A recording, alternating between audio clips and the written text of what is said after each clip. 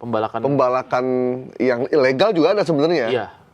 Dan alih fungsi lahan itu sebenarnya udah banyak terjadi dan rakyat dihina, aparat dicuekin, pemerintah daerah nggak digubris. Iya. Kenapa mereka seberani itu? Iya. Gitu.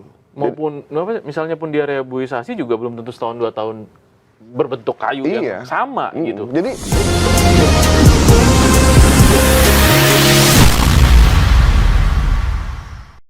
Sobat Sindo, kita ketemu lagi. Assalamualaikum warahmatullahi wabarakatuh. Bersama saya Andri Susanto dan juga Mas Gaib Maruto Sigit. Dan kita akan banyak bahas tentang apa yang lagi rame ini kemarin di media sosial ya. Malam-malam tuh kita baca scrolling sampai jam 11 malam. Mas Gaib kirim WhatsApp ke kita semua terkait soal apa dibalik bencana yang terjadi sebenarnya di Sumatera, termasuk di Aceh, Sumatera Utara, dan Sumatera Barat, ya Mas Gaib. Ya kan, dan ini jadi isu yang menarik untuk kita bahas sebenarnya apa sih gitu. Karena kemarin anggota Komisi 4 DPR juga sempat bertemu dengan Menteri Kehutanan dan kemudian dicecer tuh Mas Gaib. Ya, jadi memang begini, Dri.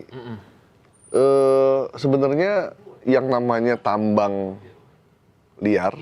Pembalakan liar atau tambang legal atau pembalakan yang ilegal juga ada sebenarnya.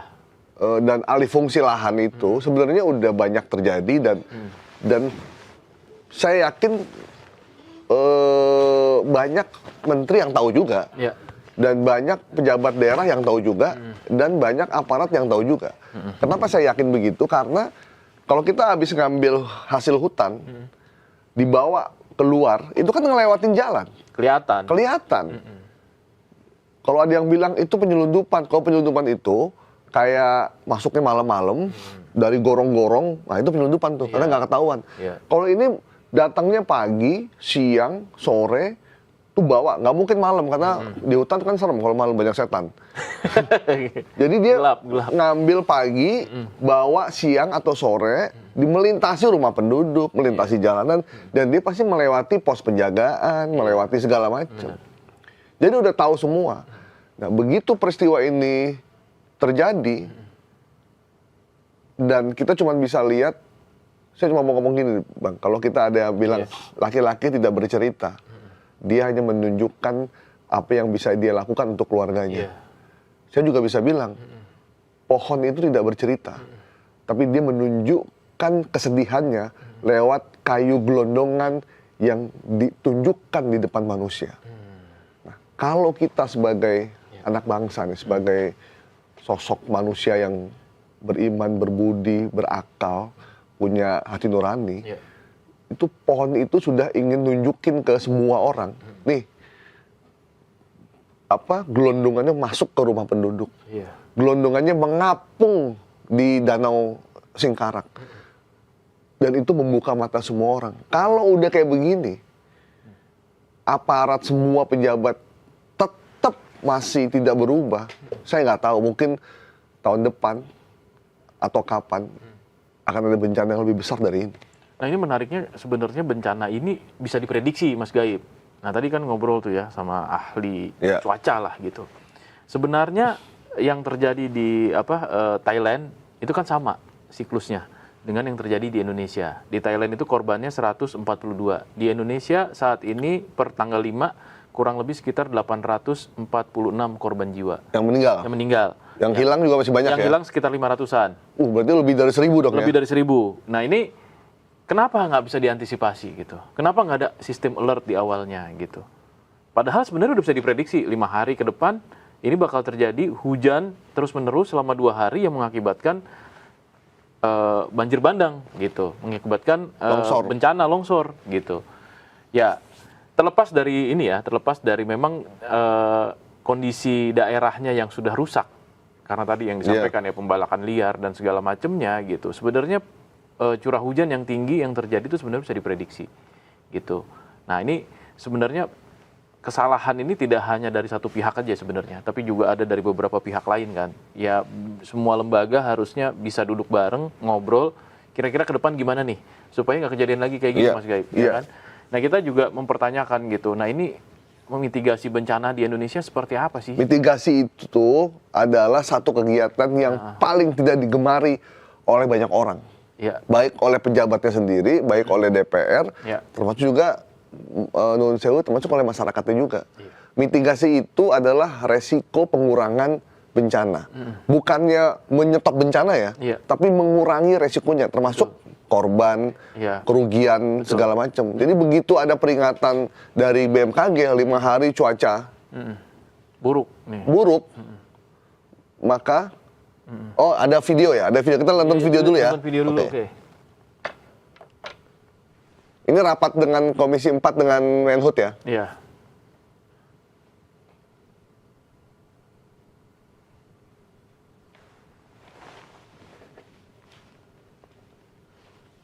Suara.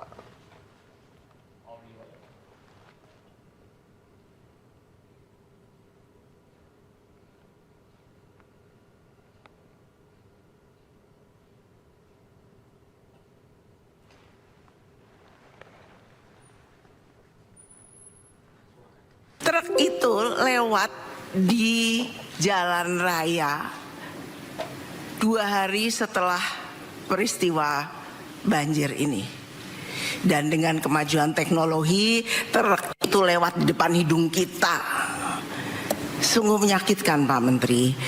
Ini suatu, kalau orang Jawa bilang ngece. Apa ngece? Ngejek, mengejek tuh ya. Perusahaan ini ngejek gitu. Baru kita kena bencana, dia lewat di depan muka kita. Ini suatu suatu hal yang menyakitkan dan menghina rakyat Indonesia. Saya minta kepada Pak Menteri untuk cari tahu siapa perusahaan itu dan tolong jangan ada pohon-pohon besar lagi yang ditebangin. Hentikan semua ini.